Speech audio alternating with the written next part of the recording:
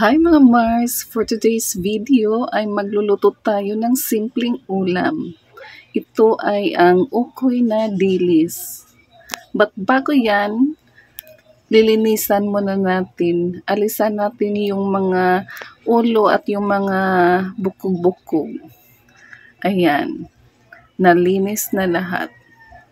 At hindi ko na naipakita, nahugasan ko na po ito ang dilis bago ilagay ang ating mga ingredients. Ayan na nga, naglagay na ako ng isang itlog. Mix po natin. Ayan. At ilagay na natin yung mga sibuyas, bawang, asin at durog na paminta. Ayan, ihalo na lahat.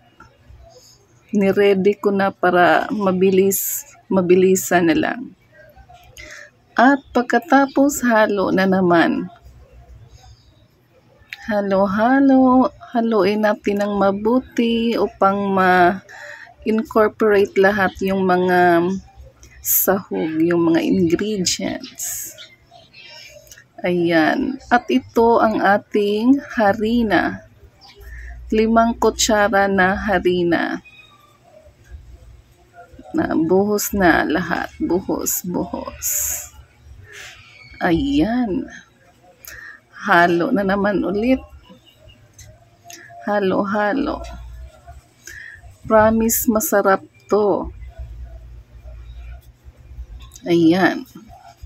At lagyan natin ng crispy fry. At ito na yung nagbibigay ng lasa. Additional na lasa. Kasi hindi na ako naglalagay ng mga ibang pampalasa. Ito na. Ayan. Tamang-tama lang ang consistency. Ayan.